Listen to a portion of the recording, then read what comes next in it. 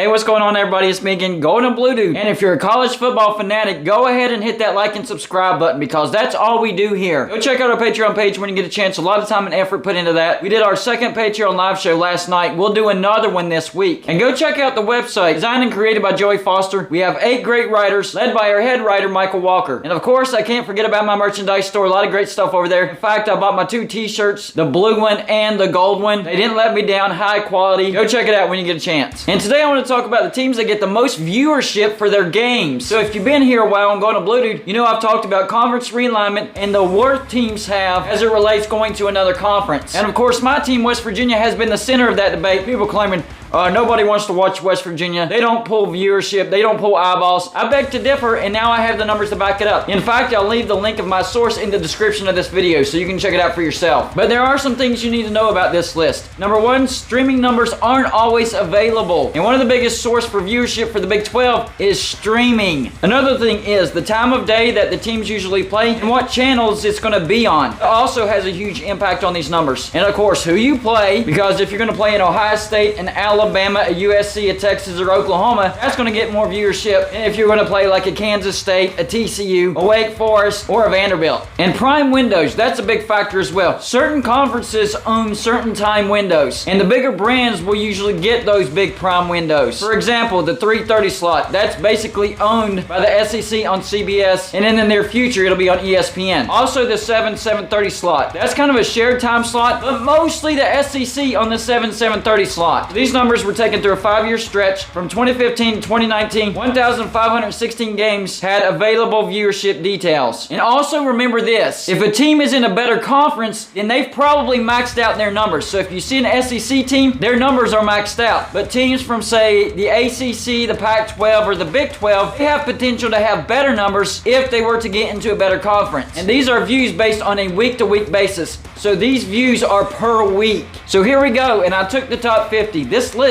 might surprise you. So number 50 is Arizona State with 695,000. Pretty much where I expected them. Number 49, NC State with 703,000. Number 48, BYU with 714,000. That's not bad for a team that's not in a conference and doesn't have a deal with a major TV network. Number 47, Cal with 730,000. Number 46, Iowa State with 747,000. Number 45, North Carolina with 749,000. So far, we're talking about teams in lower conferences, and in BYU's case, no conference. So they do have potential to have bigger numbers. Number 44, Pitt with 781,000. Number 43, Minnesota with 803,000. Number 42, Army with 825,000. And number 41, Utah with 856,000. So far, no SEC teams and only one Big Ten, and that's Minnesota. So it looks like Minnesota maxes out at just over 803,000. That's not great. Number 40, Northwestern with 867,000. Again, they're in the Big Ten, so they've probably maxed out. Number 39, Washington State with 909,000. Number 38, Texas Tech with 921,000. Number 37, Navy with 1.01 million. That surprised me. Over 1 million views per week. Number 36, our first SEC team, South Carolina, with 1.07 million per week. So that's where South Carolina is going to max out, right around 1 million views. Number 35, Baylor, 1.12 million. That's pretty good. Number 34, Indiana. So this is where they max out, 1.17 million. Number 33, Louisville, 1.22 million. Number 32, UCLA with 1.25 million. Number 31, Virginia Tech with 1.26 million. And number 30,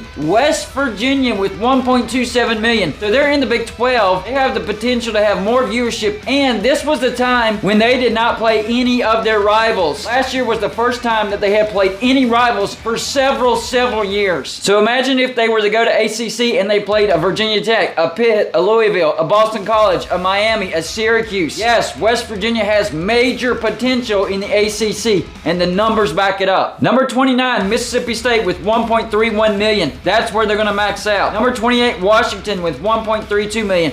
That's not bad for being in the Pac-12 and playing usually at 10 o'clock at night. Number 27, Arkansas with 1.33 million. That's where they're going to max out. They're in the SEC. Number 26, Oregon, 1.34 million. Could you imagine if Oregon played at the 3:30 or 7 p.m. slot? They'd probably be top 10. But beating Oregon is number 25, Stanford, at 1.43 million. That is insane. Number 24, TCU with 1.495 million. That number surprised me, but then I got to thinking about it. They are in a big market near the Dallas-Fort Worth Fort Worth area. So it kind of does make sense. Number 23, Miami, the Hurricanes with 1.503 million. Number 22, Nebraska with 1.51 million. That's where they max out, but that's not a bad place to max out. But beating Nebraska is Iowa at number 21 with 1.57 million. That's not a bad number to max out. Number 20, Ole Miss with 1.61 million. But beating all four of those teams is number 19, Oklahoma State with 1.64 million. Imagine if Oklahoma State went to the SEC. Those numbers would go through the roof. Number 18, Tennessee. They max out at 1.849 million. Number 17, Texas A&M. They max out at 1.851 million. Number 16, USC. This is what I was talking about yesterday. How important USC is to the Pac-12. 1.98 million viewers per week in the Pac-12, usually playing at 10 o'clock at night. That's amazing.